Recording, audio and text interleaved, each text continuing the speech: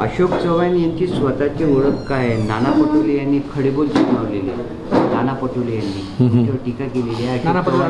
नाना पटोले फार मोठे ग्रस्त आहेत आणि त्यांच्यामुळे त्यांच्या बोलण्यावर मला नाना पटोलेला कोणीच गांभीर्याने घेत नाही. काँग्रेसमध्ये घेत नाही आणि राष्ट्रीय हात एवढी फरफट चालली आहे काँग्रेस पक्षाची की त्यांना न विचारताच महाविकास आघाडीची उमेदवार डिक्लेअर होत आहेत शिवसेना आणि राष्ट्रवादीचे.